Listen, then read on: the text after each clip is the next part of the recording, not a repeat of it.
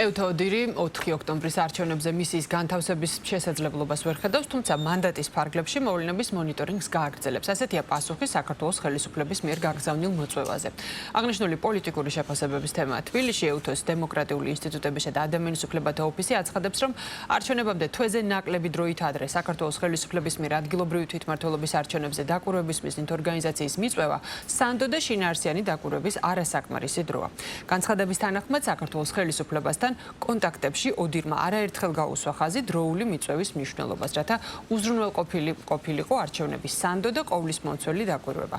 მათივე ცნობით ორგანიზაციას გასულ წლებში შესაძლებლობა ჰქონდა ეფექტურად მომზადებულიყვნენ, რადგან ამისთვის შესაბამისი დროც ჰქონდათ.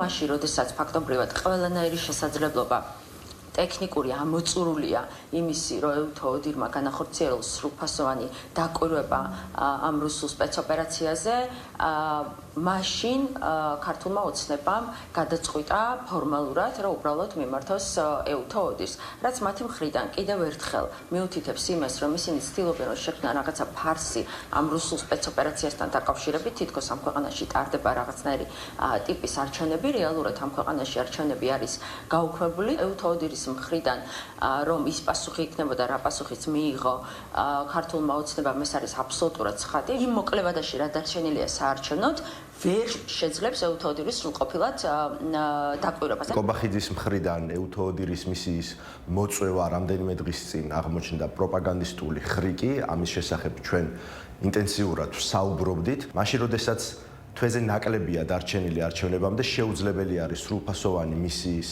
წარმოვლენა და შესაბამისი დაკვირვების განხორციელება როგორც წინა საარჩევნო პროცესზე, ასევე კენჭისყრის დღეზე და ამის შედეგად რაიმე დასკვნის დადება. ამის გამო წუხილს გამოთქვამს ევთოოდირი, რომ ნდომოდა რეალურად ქართულ ოცნებას ევთოოდირის მისიის მოწვევა, ჯერ კიდევ ივნისში არ იტყოდა უარს ამის შესახებ. ევთოოდირის ამ პასუხმა კიდევ ერთხელ დაადასტურა ის, რასაც ჩვენ ვამბობთ უკვე დიდი ხანია და ვამბობთ საპარლამენტო არჩევნებამდეც, რომ არჩევნებს ოცნება აყალბებს არჩევნების დღემდე გაცილებით ადრე.